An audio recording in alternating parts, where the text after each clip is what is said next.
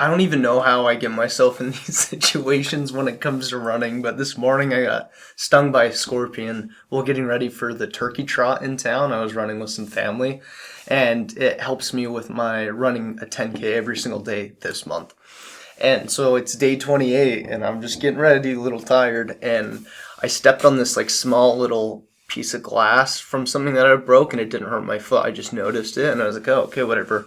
Throw it away, walk back into my room to change, and I step on a scorpion, and it, let me tell you, excruciating.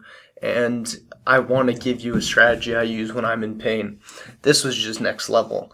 Like, this was just on, my foot was on fire and getting numb at the same time. And I just called my mom and was like, I'm not going to make it, and then sat there for a minute. And this strategy is what helped me get through. It's really interesting. I think it comes more from monk and Buddhist type ideologies. And it's to allow the pain, to sit with it and breathe through it. And sometimes it feels more intense because you're like typically trying to distract yourself from it. But I was sitting on the, like, I just sat down and I was starting to feel it. And so I stopped trying to distract my mind from it.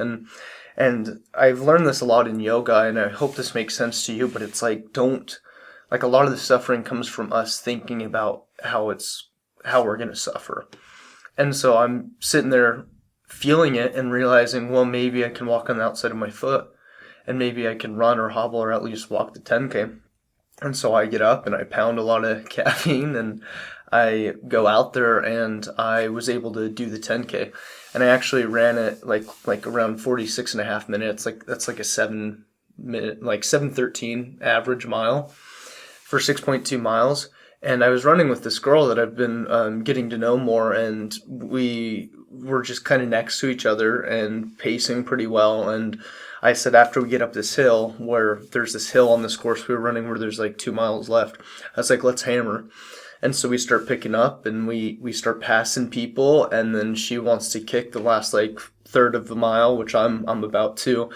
And so we start passing people, and my foot had been on fire and kind of numb at the same time. It's a super weird sensation. It's on fire and numb at the same time, but about halfway through the 10K, I don't know if it was adrenal or like adrenaline or just my blood pumping, so it was moving the venom or whatever throughout my body. It stopped hurting, and I was like, oh, well, maybe I've gotten rid of it. Maybe it's not going to last that long. And then I have like 0.10 to go left in the 10K, and we're just crushing it. And I told this girl to run on ahead, and I pull off to the side of the course, and I just vomit for probably a minute, just several times, just puking up water because I haven't ate anything today, well, besides a running gel. And then I finish the race, and as soon as I'm like done, not as soon as I'm done, but I start walking around, and all the pain goes back into my right foot. It was just one of the craziest, one of the craziest things. Like, I can still feel it. And I had that girl ask me, she said, who gets stung by a scorpion and then crushes a 10K? And my response was, someone who's committed. And listen, you can call me crazy, and you can call me unsafe, and you can say I'm too extreme or I'm whatever. I've heard it all.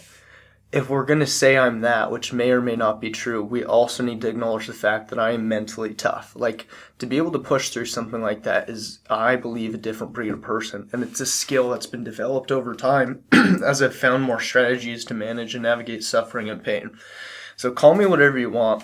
I don't necessarily even agree with it. I don't agree that I'm crazy, but you can say that. But let's also acknowledge the fact that it takes someone with some mental grit to be able to do something like that.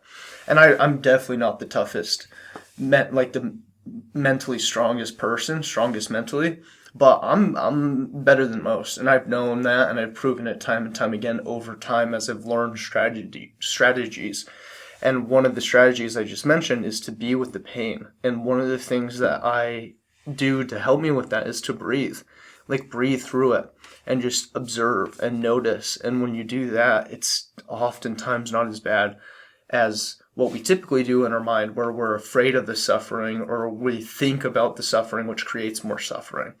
And so I hope you get something out of that. And if you're watching this video today on Thanksgiving, I hope you put the phone down and the computer down and go hang out with your family, because that's what I'm going to do now. So I appreciate your time, and if you like running content, fitness content, I'd love it if you subscribed. If not, that's cool too.